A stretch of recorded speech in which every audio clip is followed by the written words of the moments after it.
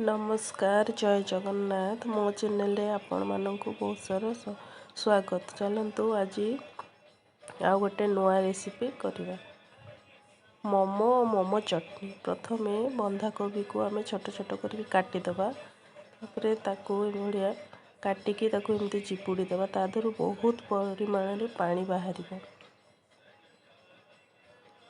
देखंतु केते पानी बाहरला। तापर गोटे कप मैदा नेबा। मैदार स्वाद अनुसार लुण आउ तेल देकी ताकू भल भाव गोले नेबा। अटा जमीती दलती सेमिति पूरा भल भाव दली नेबा।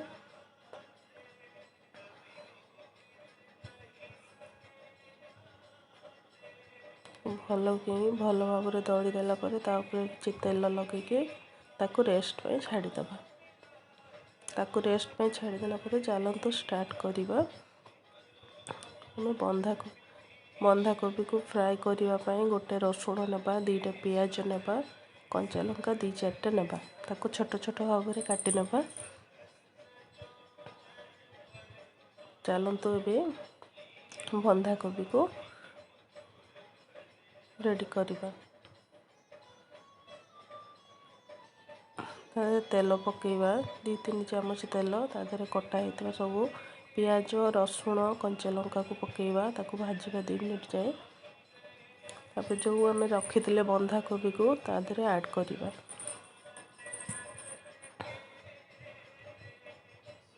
बंधा कोबी को 2 मिनिट भाजवा। बेसी भाजवानी अल्प समय भाजवा। स्वाद अनुसार लुण पकेवा। गोलमरीच गुंड पकेवा। एथर भल भाव में मिक्स करवा।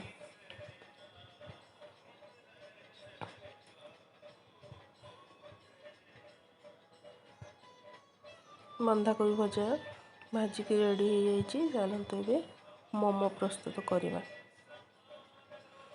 आम छोट छोट बेली देवा।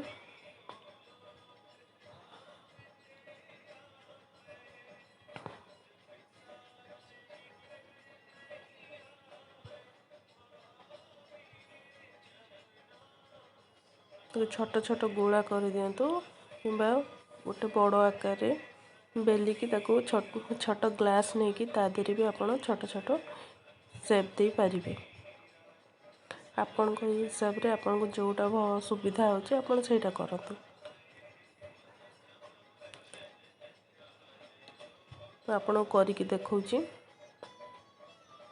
एमती ग्लास रे भी छोट छोट करिकी करि परिबे।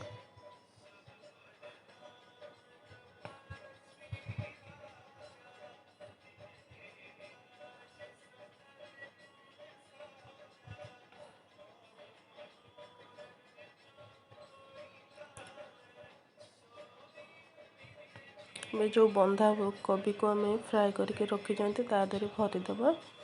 साइड रू मोमोर शेप देदबा। साइड रू फोल्ड करबी।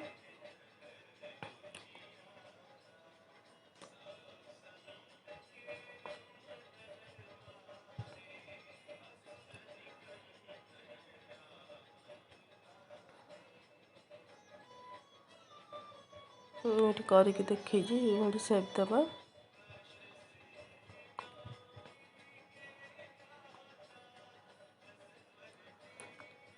गोटे कढ़ई रे पानी गरम करवा। मोमो को स्टीम करने आपण इडली छांच भी यूज करें किंतु मो कढ़ई यूज करी। स्टीम करवा तादर किसी तेल देवे। तेल देकी ता ऊपर मोमो को रखिए। गैस को लो फ्लेम रे ढाकुणी देकी किसी समय सिझापी छाड़ा 10-15 मिनट। पूरा लो फ्लेम रे मोमो हो गला। चलते ए मोमो पाई चटनी प्रस्तुत करवा।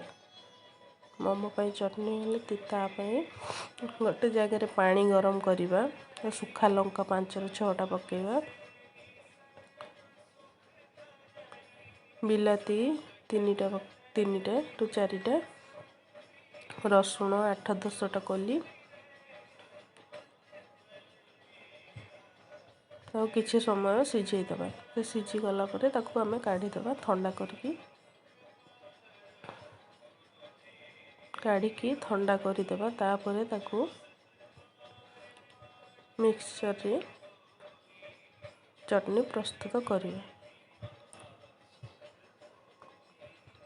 এইଭଳି କାଢ଼ିଦେବେ। ତା ସ୍ୱାଦ ଅନୁସାରେ ଲୁଣ ପକାଇଦେବା। ଲୁଣ ପକାଇଲା ପରେ ତାକୁ ଗ୍ରାଇଣ୍ଡର କରିଦେବା। ଚାଲନ୍ତୁ ଖାଇବା ଓ ତାର ମଜା ନେବା।